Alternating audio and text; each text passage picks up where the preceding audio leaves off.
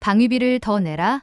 미국의 요구에 한국이 꺼낸 건 핵재처리 기술 개방 요구였다. 무려 50년간 미국이 금지시킨 기술. 일본도 1988년에 얻었지만 한국만은 절대 안 된다던 그것. 그런데 이번엔 다르다. 한국이 드디어 맞불을 꺼내 들었다. 이건 단순한 협상이 아니다. 자립을 선언하는 외교의 한판 승부다. 이 충격적인 협상 카드의 이야기를 지금부터 시작하겠습니다. 한국이 핵 재처리를 하겠다고요? 나는 그 순간 커피를 마시다 목이 멎을 뻔했다. CNN 자막 속엔 익숙한 단어가 다시 회자되고 있었다. S. Korea to push nuclear fuel reprocessing talks with you. S. 미국과 핵연료 재처리 협상 추진. 정확히 내가 10년 전 국무부에서 처음 마주했던 문장이었다.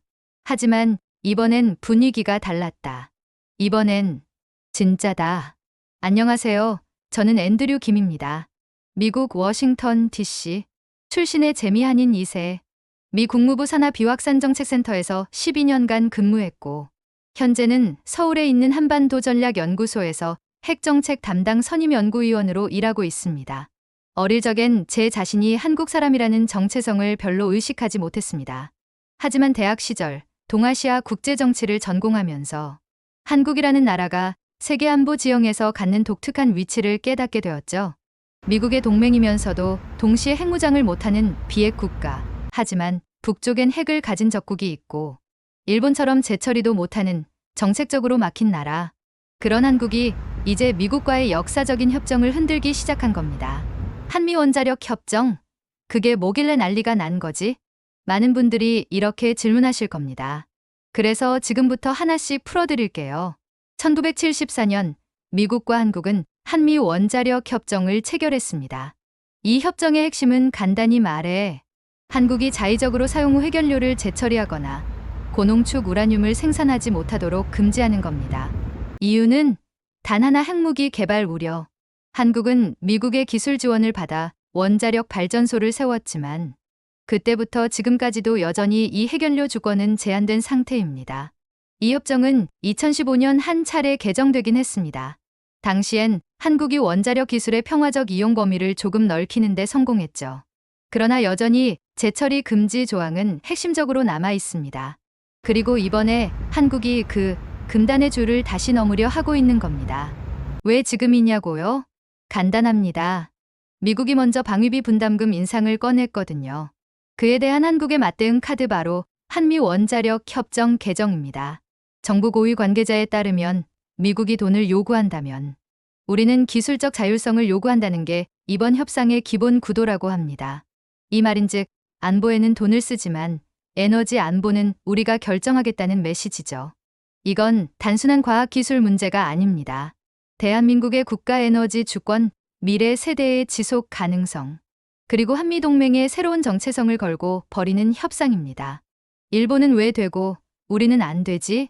이 질문은 언제나 한국 원자력 업계 사람들의 가슴을 찢는 말입니다. 일본은 1988년 미국과의 개정을 통해 핵연료 재처리 권한을 확보했습니다. 지금도 일본 아이모리현의 로카쇼에서는 플루토늄 재처리를 통해 완전한 연료 사이클을 돌리고 있습니다. 하지만 한국은 기술력은 앞서고 있음에도 불구하고 여전히 잠재적 위협으로 간주되고 있습니다.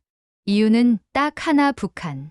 미국은 한국이 핵무기를 개발할 생각이 없다 해도 재처리 기술을 손에 넣으면 결국 군사적 옵션으로 전환할 수 있다고 우려합니다.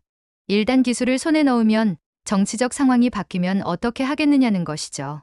그렇다고 한국이 지금까지 이 문제를 가만히 있었을까요? 지금 이 순간에도 부산 고리 원전과 울진 한울 원전에선 사용 후 핵연료가 포화 상태에 이르고 있습니다. 가장 오래된 고리 원전의 저장률은 이미 90%를 넘어섰고 대부분의 저장소가 2030년 이후엔 꽉 찬다는 게 정부 발표입니다. 그런데도 한국은 이 방사성 폐기물을 그냥 저장만 하고 있습니다. 재처리를 하지 못하니 그냥 쌓아둘 수밖에 없죠. 그 위험과 비용은 고스란히 국민의 몫입니다. 그러면 한국은 왜 재처리를 하고 싶어 하는 거죠? 이유는 세 가지입니다. 에너지, 자립. 사용 후 핵연료에서 우라늄과 플루토늄을 추출하면 다시 연료로 쓸 수 있어요. 지금은 전량 수입에 의존하고 있는 우라늄 수급 문제도 해결 가능. 방사성 폐기물 축소. 현재는 폐기물 양이 너무 많고 부지도 부족해요. 재처리를 하면 고준위 폐기물 양이 줄어듭니다. 원전 수출. 원전 수출 강국으로서 연료 사이클 기술이 빠지면 경쟁력이 떨어져요. UAE, 체코, 사우디 등 여러 나라가 한국 기술을 신뢰하는데 연료 재처리 기술이 없으면 완성도가 떨어지죠. 미국 입장에선 동맹이라고 해도 핵 재처리 기술의 확산은 위험하다고 봅니다. 게다가 한국이 이를 얻으면 다른 나라들도 똑같이 요구할 수 있습니다. 예를 들어 대만, 이집트, 사우디, 터키 등. 이건 미국 비확산 정책의 근간을 흔드는 일이죠. 그래서 한국이 재처리 권한을 얻으려면 정치적 신뢰, 기술적 안정성, 국제적 명분이 삼박자로 맞아야 합니다. 그리고 지금 방위비 분담 협상이란 상대 카드가 생긴 겁니다. 이번 정상회담은 이재명 정부 들어 첫 번째 한미 정상회담입니다. 미국은 이미 한국에 더 많은 돈을 요구할 준비를 끝냈습니다. 한국은 그에 맞서 더 많은 자율성을 요구할 채비를 마쳤습니다. 이건 돈과 기술의 맞바꿈이 아니라 안보와 에너지, 외교와 자존심이 얽힌 21세기형 전략적 협상입니다. 그리고 저는 그 회의실 안에 있었습니다. 2020년 미국 국무부에서 비확산 정책 분석가로 근무하던 저는 한미 간 민감한 에너지 협의 회의에 배석했습니다. 주제는 바로 한국의 파이로 프로세싱 기술 활용 방안. 이 기술은 사용 후 핵연료에서 우라늄과 플루토늄을 분리하지만 그 방식이 기존의 습식 재처리와 달라 비확산 위험이 적다는 평가를 받습니다. 한국 측 과학자들은 이 기술이 군사용과는 완전히 무관하며 오직 에너지 재활용을 위한 것이라 강조했습니다. 하지만 미 측 협상 대표는 단호했습니다. 기술의 성격보다도 정치적 메시지가 더 중요합니다. 한국이 재처리를 시작하면 이 지역 전체가 들썩일 겁니다. 우리는 그 책임을 질 수 없습니다. 그날 회의실을 나서며 저는 정치가 기술보다 강하구나라는 씁쓸함을 느꼈습니다. 하지만 이제 그 상황이 바뀌었습니다. 한국이 더는 수세적으로 머무르지 않고 자신의 권리를 주장하기 시작한 겁니다. 미국은 이번에 한국의 역대 최대 규모의 방위비 분담금 인상을 요구할 것으로 보입니다. 지난 10년 동안 미국의 방위비 요구는 점점 커졌고 특히 트럼프 행정부 시절엔 거의 협박 수준의 요구도 있었죠. 이런 상황에서 한국 정부는 단순히 돈을 더 내느냐 마느냐의 구도가 아니라 우리도 그만한 전략적 가치를 요구하겠다는 방향으로 회담을 준비 중입니다. 이재명 정부의 복수 외교 소식통에 따르면 이번 협정 개정 요구는 단순한 기술 문제가 아니라 동맹 재정의의 출발점이라며 이제 한국은 보호받는 나라가 아니라 함께 전략을 짜는 나라라는 점을 보여주려는 것이라고 합니다. 이 문제는 매우 복잡한 외교적 셈법을 내포하고 있습니다. 긍정적 시나리오. 미국이 한국의 파이로 프로세싱 기술을 일부 인정하며 제한적 재처리 권한을 부여 검증 가능한 평화적 목적 하에 일정 기술의 독립 운용 허용. 한국과 일본 간 기술 균형 유지. 부정적 시나리오. 미국이 기존 비확산 정책 유지, 재처리 요구 거부. 대신 방위비에서 일부 양보하며 협상 타결. 한국은 다시 기술 자율성 확보 실패. 그리고 세 번째, 가장 위험한 시나리오는 양국이 이 문제로 정면 충돌해 한미동맹 내부에 금이 가는 상황입니다. 하지만 중요한 건 지금 한국은 이 시나리오를 감수할 정도로 준비돼 있다는 것입니다. 서울 시민 100명에게 한미 원자력 협정에 대해 아느냐고 물으면 아마 95명은 모른다고 답할 것입니다. 하지만 이 협정은 우리가 매일 쓰는 전기, 그리고 다음 세대가 쓸 에너지의 미래를 결정짓는 보이지 않는 족쇄입니다. 실제로 고리 원전, 월성 원전, 한빛 원전 등에서 발생하는 사용 후 핵연료는 매년 수백 톤씩 쌓이고 있지만 우리는 이를 재활용하지 못한 채 땅속에 임시 보관만 하고 있습니다. 그렇다고 영구 저장소를 지을 땅은 없고 지역 주민들의 반대는 매년 커지고 있죠. 원자력 전문가들 사이에선 이렇게 말합니다. 재처리는 선택이 아니라 생존이다. KAERI 한국원자력연구원은 이미 수십 년 전부터 고속로와 파이로 프로세싱 기술을 개발해왔습니다. 대한민국은 세계 유일하게 대형 원전부터 소형 모듈, 원전 SMR, 사용 후 연료 처리 기술까지 보유한 국가입니다. 게다가 2009년 UAE에 $200억 규모의 원전 수출을 성공시킨 것도 바로 이 기술력 덕분이었죠. 그런데 정작 기술은 있어도 허락을 받지 못해 사용하지 못하는 나라, 그게 지금의 한국입니다. 그 아이러니를 이젠 끝내야 한다고 생각합니다. 그리고 그 첫 단추가 바로 이번 한미 정상회담입니다. 저는 이제 그 회담의 배경을 분석하는 사람이 아니라 국민에게 그 의미를 전달해야 할 사람입니다.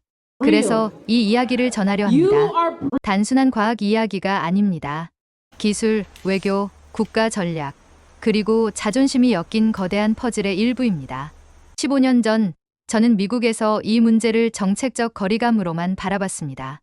하지만 지금은 대한민국 땅에 살고 있는 한 사람으로서, 그리고 그동안 한국의 숨은 기술자들과 연구자들이 쌓아온 결실을 지켜본 사람으로서 이젠 그 목소리를 대신 낼 때가 되었다고 생각합니다. 이건 국가의 생존에 관한 이야기입니다. 서울의 한 오피스텔에서 밤 11시까지 회의하던 중 KURI 고리원전 기술팀장 김정수 박사가 내게 한 말이 아직도 잊히지 않습니다. 앤드류 박사, 우리는 단지 전기를 만드는 게 아닙니다. 우리는 이 나라의 미래를, 아이들이 살아갈 환경을 책임지는 겁니다. 그런데 지금은 기술도 있는데 사용도 못하게 묶여있는 상황이에요. 그 말은 참 무거웠습니다. 기술자들의 열정과 고통이 보였기 때문이죠. 그들은 정치인도 외교관도 아닙니다. 다만 과학의 이름으로 국민의 삶을 바꾸고자 수십 년을 연구해온 이들입니다. 기술 주권은 안보보다 더 민감한 가치다. 이 말을 실감하게 된 건 미국 정부 내부에서 일하면서였습니다.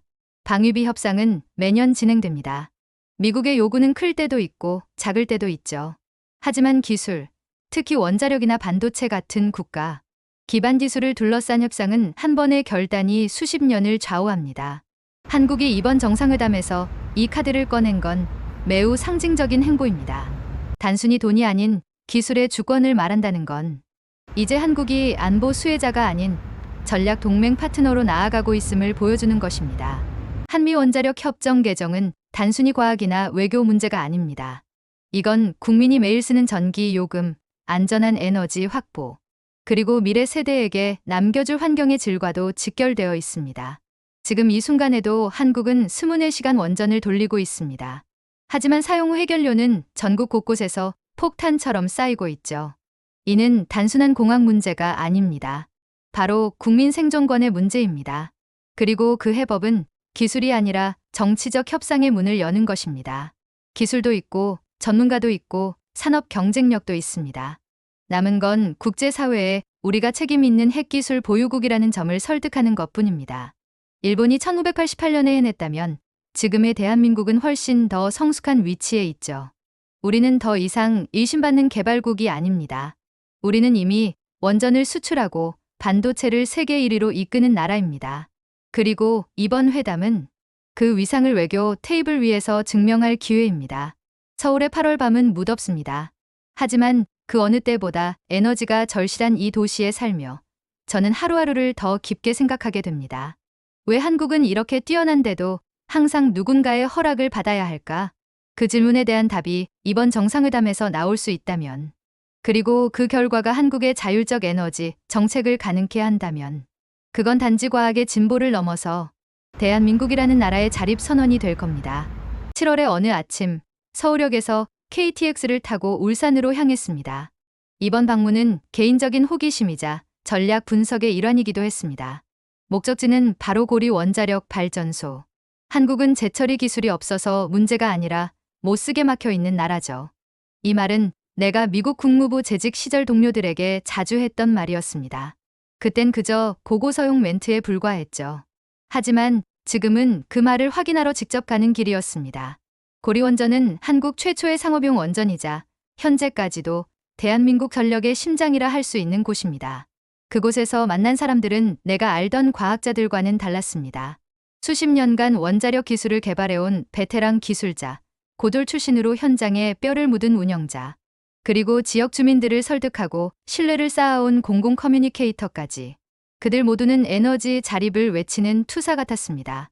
내가 처음 놀란 건 통제 시스템의 정밀함이었습니다. 한국 원전은 수치 하나, 부품 하나까지 실시간 자동 모니터링 시스템이 촘촘히 연결돼 있었습니다. 방문자 등록을 하자마자 나를 기다리고 있던 과장은 이렇게 말했습니다.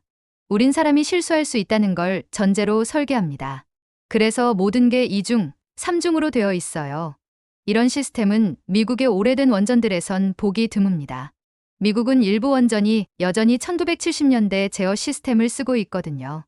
여기 있는 기술, 세계 어디 갖다 놔도 통할 겁니다. 기술자 김정수 박사의 말은 허세가 아니었습니다. 현장에서 확인한 안전관리 기준, 정비 프로토콜, 시설 자동화 수준은 내가 국무부 시절 보던 브리핑북 속 한국보다 훨씬 앞서 있었습니다. 하지만 곧바로 현실의 벽을 마주했습니다. 이쪽 보세요. 저게 고리 1호기 사용 후 해견료 저장조입니다. 수조 안에 줄지어 선 회색빛 금속통. 그 안에는 고준위 폐기물이 가득 차 있었습니다. 90% 이상 찼습니다. 몇 년 안에 포화예요. 기술자는 담담히 설명했지만 나는 식은땀이 났습니다. 수십 년 전 만든 협정 하나 때문에 이렇게 위험한 물질이 재활용도 못하고 땅속에 갇혀 있는 현실. 미국에서 봤으면 난리 났을 상황인데 그 순간 미국에서 온 동료 샘 하퍼의 말이 떠올랐습니다. 한국은 해견료 재처리를 하게 해선 안 돼. 그건 결국 확산 위험으로 이어질 테니까. 그가 지금 이 장면을 본다면 뭐라고 말했을까? 그 순간 내 머릿속엔 반론이 떠올랐습니다. 확산이 아니라 포화다. 이건 핵무기 문제가 아니라 국민의 생존 문제다. 고리 인근 마을에서 만난 주민 이영자 씨는 지난 30년 동안 이곳에서 살아오며 원전과 함께한 삶을 이야기해 주었습니다. 처음엔 원전이 무서웠죠. 하지만 지금은요, 여기가 더 안전해요. 서울보다 공기 좋고 전기 걱정도 없어요. 근데 뉴스 보니까 곧 포화된다면서요? 그럼 어떻게 되는 거예요? 이 질문 앞에서 나는 대답을 못했습니다. 미국의 정책 논리, 확산 방지, 동맹의 명분 같은 말은 이 주민의 걱정 앞에 너무 공허해 보였기 때문입니다. 방문 마지막 날, 김 박사는 내게 폐기물 처리 저장소 근처에서 조용히 말했습니다. 앤드류 박사, 우리가 재처리 기술이 없으면 이 땅 어딘가에 영구 저장소를 지어야 해요. 그건 주민들 삶을 바꾸는 일이죠. 당신이라면 자기 집 옆에 핵폐기물 저장소가 들어오는 걸 어떻게 받아들이시겠어요? 그 질문은 나를 멈춰 세웠습니다. 과거에 나는 이런 현장을 몰랐습니다. 보고서와 수치, 협정 문서로만 문제를 판단했죠. 하지만 지금은 그 무게를 몸으로 느끼고 있었습니다. 며칠 뒤 샘이 서울에 도착했습니다. 그와는 과거 미 국무부에서 함께 근무했던 동료였고 이번에 공식 협의 사전조사단으로 파견된 상태였습니다. 앤드류, 너 요즘 한국 쪽에 너무 빠져 있는 거 아니야? 그의 말투는 언제나 직설적이었습니다. 우린 너를 중립적 분석가로 믿고 보내놨는데 보고서는 왜 이렇게 한국 쪽 주장만 실어? 나는 반박했습니다. 샘, 넌 고리 원전 가봤어?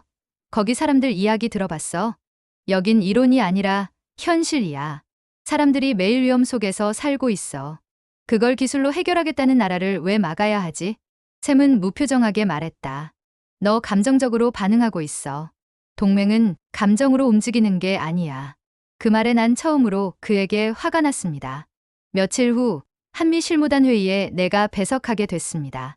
한국 측 대표단은 담담했고 미국 측은 여전히 조심스러웠습니다. 그 가운데 난 회의장을 둘러보며 생각했습니다.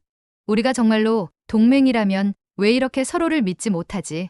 한국은 미국과 수십 년간 안보를 함께 지켜온 나라입니다.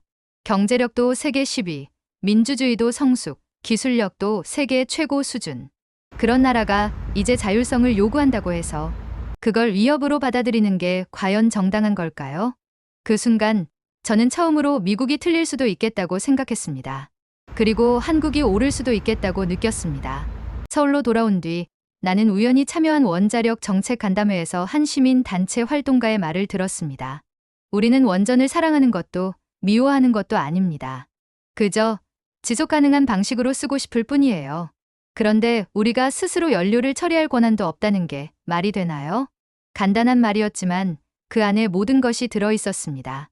에너지 정책은 이데올로기가 아니었습니다.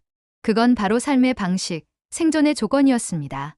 며칠 뒤 나는 한국원자력연구원 KAERI를 방문했습니다. 거기서 마주한 장면은 나를 완전히 충격에 빠뜨렸습니다.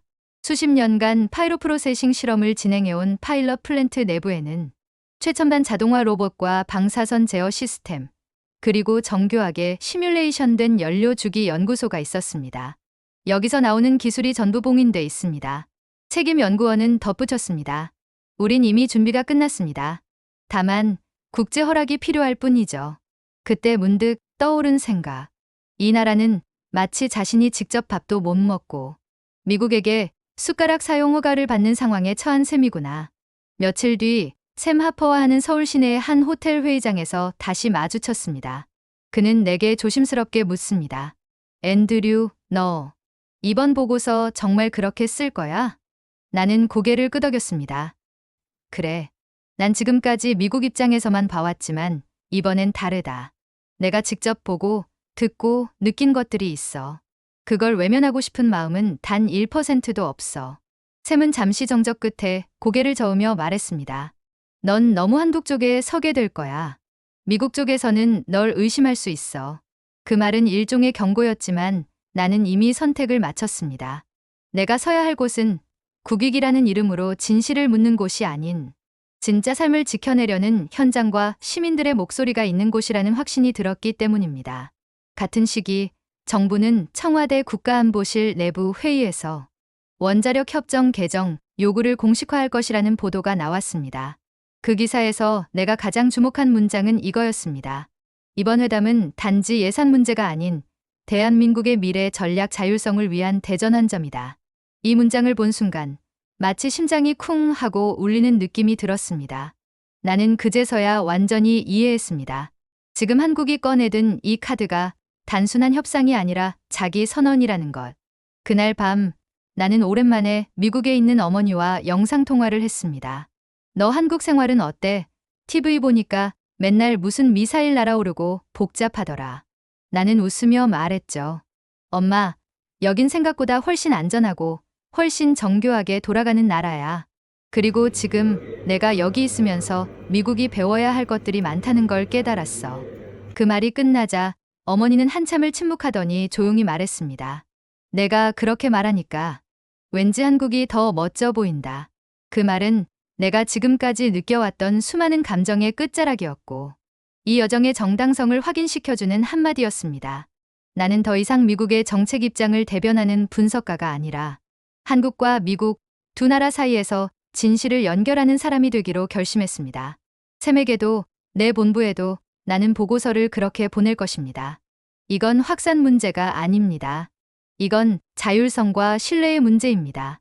그리고 이번 회담에서 한국이 꺼낸 그 맞불 카드는 결코 위협이 아니라 협력과 성장의 새로운 문이 될 것입니다. 이제 남은 건 하나입니다. 정상회담의 결과. 그 협상 테이블 위에서 한국은 자신 있게 말할 수 있을까요? 이제 우리도 우리의 에너지를 우리가 결정하겠습니다. 그 말이 현실이 되는 순간 한국은 진정한 글로벌 핵기술 강국으로 나아갈 겁니다. 2025년 8월 8일 한미 정상회담을 단 48시간 앞두고 나는 서울에서 다시 워싱턴으로 급히 날아가야 했다. 앤드류, 미 국무부가 널 다시 불렀어. 한국 정부와 관련한 긴급 브리핑이야. 늦은 밤 걸려온 전화 한 통. 당황스러웠다. 이미 한 협상 자문역에서 한 발 물러선 상태였고 보고서는 다 제출한 상황이었다. 하지만 그날 새벽 CNN 뉴스에 뜬 자막을 보는 순간 이유를 알 수 있었다. South Korea's secret nuclear ambitions, U.S. Intelligence raises concern. 한국의 비밀 핵무장 야욕, 미 정보 당국 우려 제기. 기사의 출처는 미 정치 전문지 워싱턴 가디언의 단독 보도였다. 내용은 충격적이었다. 익명의 정보 소식통을 인용해 한국이 재처리를 통해 향후 자체 핵무장 능력을 확보하려 한다는 내용이 담겨 있었다. 게다가 기사엔 고리원전의 내부 사진과 함께 플루토늄 보유량이 증가하고 있다는 자극적인 문구가 삽입돼 있었다. 즉각적인 파장이 일었다. 미 의회의 비확산파 의원들이 즉시 성명을 냈고 한미 정상회담 의제를 전면 재검토해야 한다는 주장이 쏟아졌다. 그리고 그 보도 아래엔 내 이름도 있었다. 전직 국무부 분석관 앤드류 김, 한국 측과 협력 중. 나는 한순간에 한국 편을 든 내부자가 되어 있었다. 며칠 전까지만 해도 조심스럽게 긍정적인 분위기를 보이던 미 협상단은 갑자기 냉랭한 태도로 돌아섰다. 앤드류, 자네의 분석이 우리 정책 신뢰성에 상처를 준 건 아닌가? 국무부 선배였던 웰링턴 부차관보가 내게 묻는다. 나는 당당히 반박했다. 전 그저 사실을 전했을 뿐입니다. 한국의 기술은 무기가 아닌 에너지입니다. 그는 한숨을 쉬며 말한다. 문제는 perception 인식이야, 앤드류. 현실이 아무리 깨끗해도 사람들이 위협으로 느끼면 그건 외교적 리스크야. 그 말은 맞는 말이었지만 동시에 부당했다. 한국이 몇십 년간 투명하게 원전 정책을 운영해왔다는 사실은 단지 한 줄짜리 오보에 의해 무너지고 있었다. 서울에서는 즉각 외교부와 청와대가 공식 반박에 나섰다. 우리는 IAEA 국제원자력기구 감시하에 모든 활동을 하고 있으며 군사 목적의 어떤 제철이나 고농축 활동도 추진한 바 없습니다. 하지만 오보의 파장은 쉽게 사그라들지 않았다. CNN, NYT, 폴리티코 등도 연이어 이 이슈를 다뤘고 일부는 제2의 사태를 우려하는 논평까지 냈다. 그 시점에서 나는 혼란에 빠진 한국 외교팀과도 긴급 통화를 했다. 청와대 NSC의 젊은 참모는 이렇게 말했다.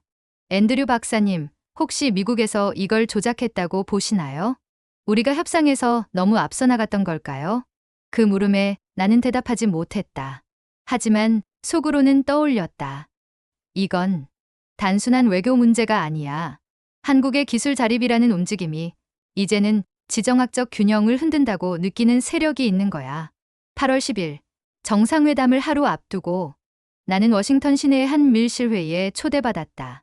참석자는 미 국무부 고위 관계자, NSC 자문관, 에너지부 대표, 그리고 한국 측 비공식 대표단 몇 명. 회의 분위기는 냉랭했다.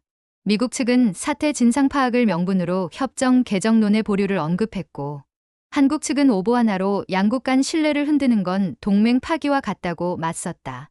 그 순간 회의장이 얼어붙었다. 그리고 나는 손을 들었다. 제가 말씀드려도 되겠습니까? 모두가 내 쪽을 바라봤다.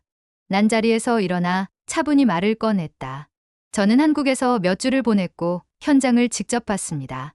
한국은 세계 최고 수준의 안전관리 체계를 갖췄고 모든 제처리 기술은 IAEA 감시 하에 완전히 공개된 상태입니다. 더 중요한 건 이 기술이 없으면 한국은 미래 에너지 위기를 감당할 수 없습니다. 이번 요구는 무기화가 아닌 존속의 문제입니다. 나는 한 장의 사진을 꺼냈다. 울산 고리 원전의 저장조. 90%가 찬 방사성 폐기물 수조. 그리고 그 앞에서 나를 바라보던 한 기술자의 모습. 우리가 이 문제를 외면하면 한국은 핵무기를 개발하지 않아도 에너지 안보에서 스스로 무너질 수 있습니다. 동맹이란 상대의 미래를 함께 지키는 관계 아닙니까? 회의실은 잠시 침묵에 잠겼고 미 측 한 인사가 조용히 말했다. 당신 말이 맞다면 그건 우리가 놓친 부분입니다. 그날 저녁 나는 백악관에서 열린 정상회담 사전 리셉션에 참석했다. 이재명 대통령과 트럼프 대통령은 차분하게 악수를 나눴고 그 뒤에는 다시 회복된 분위기가 감지됐다. 하지만 아무도 안심하진 않았다.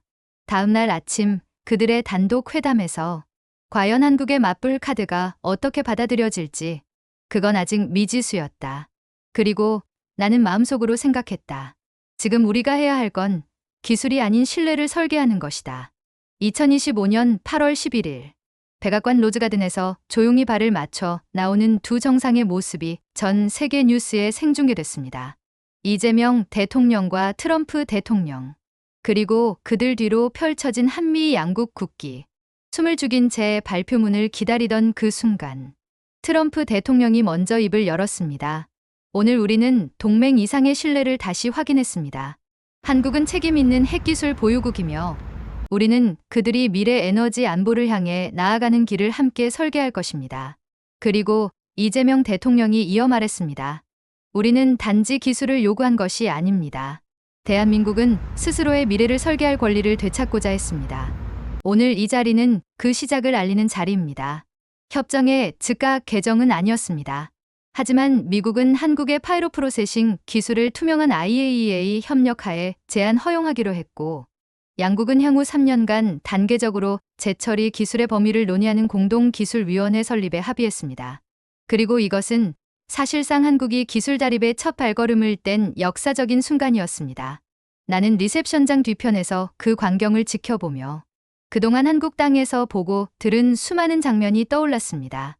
고리원전의 침묵 속에서 일하는 기술자들, 국가의 미래를 걱정하는 시민들, 그리고 신뢰 하나로 싸우던 젊은 외교관들. 그 모든 순간이 모여 한 나라의 자존심과 미래를 지키는 협상의 뒷면을 이루고 있었습니다. 내가 미국에서 자란 한인 2세로서 이 여정에 참여할 수 있었다는 건 어쩌면 운명이었을지도 모릅니다. 그리고 이제 나는 확신합니다.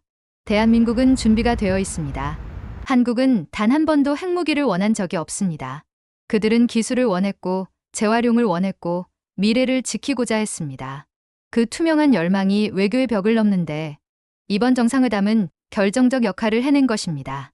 이제 대한민국은 누구의 허락도 받지 않고 스스로 미래 에너지를 설계할 수 있는 주권의 출발선에 선 것입니다. 2025년 여름 대한민국은 선택했다. 기술이 아니라 신뢰를 요구했고 돈이 아니라 주권을 이야기했다. 그들은 목소리를 냈고 세계는 들었다. 이것이 바로 진정한 동맹이며 이것이 바로 기술 강국, 한국의 방식이다. 여러분, 대한민국의 놀라운 도전과 앞으로 펼쳐질 자립의 역사를 함께 응원해 주시길 바라며 이야기를 끝까지 봐주신 여러분께 감사드립니다. 구독자 여러분, 오늘의 이야기는 어떠셨나요? 단 1초면 충분한 구독과 좋아요를 부탁드리며 지금까지 K감동 피플이었습니다.